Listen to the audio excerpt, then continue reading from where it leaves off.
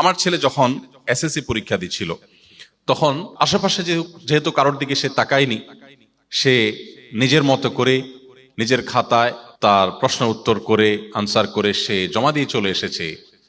তার আশেপাশে থাকা সহপাঠীরা, বন্ধুরা, এমনকি তার টিচাররা বলা বলে শুরু করতে লাগলো যে তুমি ডানে বামে তাকাও না, কাউকে দেখতে দাও না, নিজে কারোরটা দেখো না, এভাবে কোনো পরীক্ষা হয় নাকি? অর্থাৎ টিচার নিজেই অবাক যে কিভাবে এটা সম্ভব, এত ভালো কি ভালো?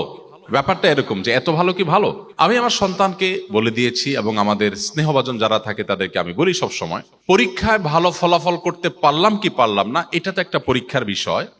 এখানে আরেকটা হিডেন পরীক্ষা আছে, সেটা হলো আমি সততার সাথে পরীক্ষা দিতে পারলাম কিনা। পরীক্ষা দিতে গিয়ে আমি অসৎ কোনো উপায় অবলম্বন করলাম কি করলাম না, এটা আরেকটা পরীক্ষার ব্যাপার।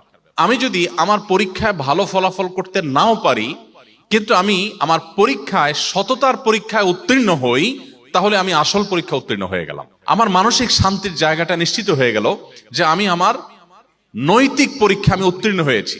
আমি এই কাগজে পরীক্ষা উত্তীর্ণ না হলেও আমার নীতির পরীক্ষা আমি উত্তীর্ণ। আমি নকল করিনি, আমি কারো সহযোগিতা নেইনি এবং অবৈধভাবে কাউকে সহযোগিতা করিনি। তো এই কথাগুলো এই জন্য বলা, আজকাল বেশিরভাগ বাবা মা, বেশিরভাগ অভিভাবক, বেশিরভাগ শিক্ষার্থী তাদের জীবনের লক্ষ্য নির্ধারণ করেন, তারা ভালো একটা ক্যারিয়ার গড়বেন, ভালো একটা চাকরি পাবেন, ভালো একটা জায়গা যাবেন, জাস্ট এইটুকু। অ্যাজ এ মুসলিম আমাদের দৃষ্টিভঙ্গি আরো গভীরে যাওয়ার কথা, আমাদের দৃষ্টিভঙ্গি আরো দূরের থাকার কথা।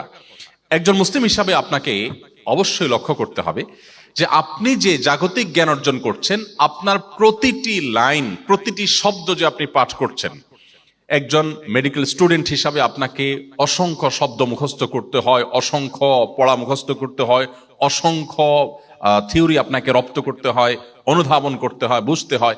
এই যে আপনার সময় ব্যয় হচ্ছে, এই সবটুকুন সময়কে পরিপূর্ণভাবে ইবাদতে আপনি রূপান্তর করতে পারেন, কনভার্ট করতে পারেন শুধুমাত্র আপনার উদ্দেশ্যটাকে পরিবর্তন করার মধ্য দিয়ে। যে আমি আমার এই জ্ঞান অর্জন করে টাকা পয়সা অর্জন হবে, সম্মান মর্যাদা অর্জন হয়তো হবে, আমি একটা ভালো জায়গায় হতে যেতে পারবো, বাট সেটা আমার মুখ্য উদ্দেশ্য না।